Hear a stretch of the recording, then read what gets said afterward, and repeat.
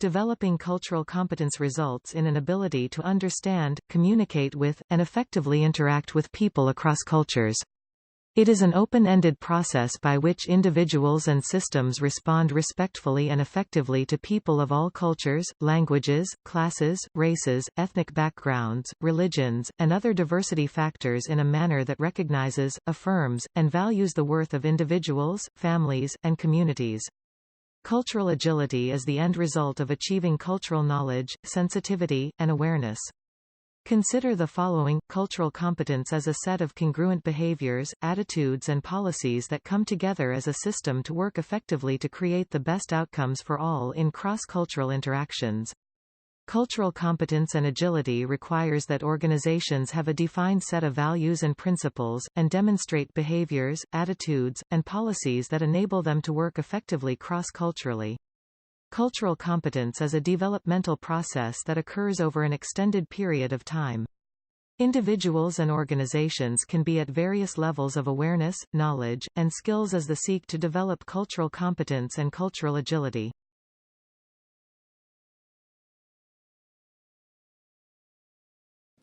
So what is culture? A simple way to think about culture is that it is a way that a group of individuals or a group of people have learned about how to interact with the world around them. That culture is a response to developing within a particular context, right? And so when we think about culture, I want us to think about the context by which these cultures have developed. Because if we don't understand the context, then we don't necessarily understand the behavior. And so as we talk more, we'll talk a bit more about context and how that relates to the development of culture and why that's important to recognize context as it relates to culture. And what are the relationships between those two? One thing I will tell you now is that as context changes, so must culture. As context changes, so must culture.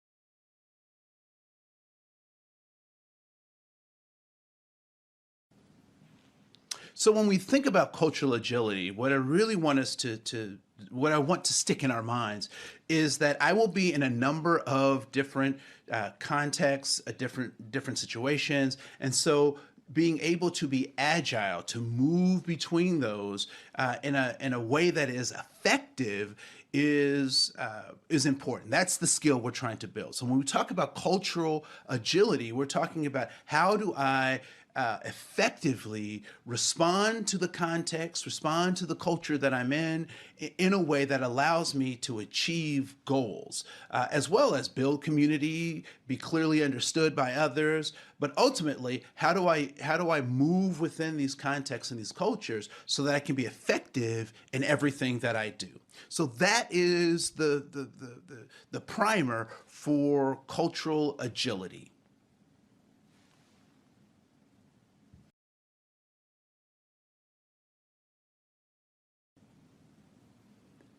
So before we can talk about being culturally agile or cultural competence, I want to take a step back.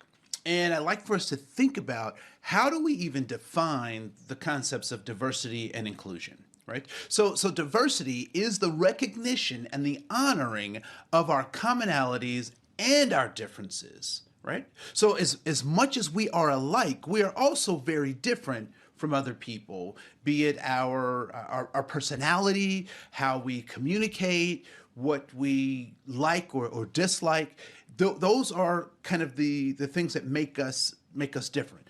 Simultaneously, we are very much alike, right? And I do this joke in my presentations around this idea of being hungry for something or yearning for something. And all of us have yearned for something or been hungry for something, whether physically or metaphysically, yearning or hungry for something. We've also been in love, either with a thing or another person. We've felt it, we've engaged in it. We've also had our hearts broken, right? And so not being able to achieve the thing that we're yearning for, or not being in a relationship that's reciprocal of the emotions that we feel for either another person or a thing, right? So we've all yearned for something, we've all hungered for something, we've all felt what it means to be loved, and we've also had that love or that yearning broken in some way, right? And so those are the things that make us very much alike. And so those differences that we see oftentimes can be seen as optical illusions, artificial barriers to authentic human relationships. And so when we think about diversity from that standpoint, that it is our commonalities and our differences, we recognize that we have to honor those on a regular basis, right? So I have to recognize the ways in which we are different, but I also have to recognize the ways in which we are very similar. And it's with that concept that we're able to get to this place of inclusion. So what is inclusion?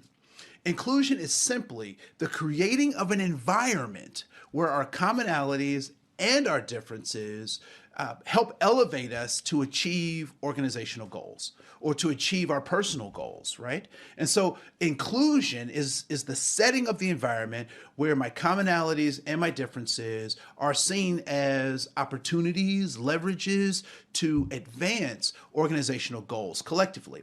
And it is also a place where I can bring my best self, right? So I can bring my best self in an inclusive environment that has been created. So how do we create those environments? Well, partly we have goals for the organization or for the group that we're working with, and then we make sure that folks can reach those goals with whatever tools or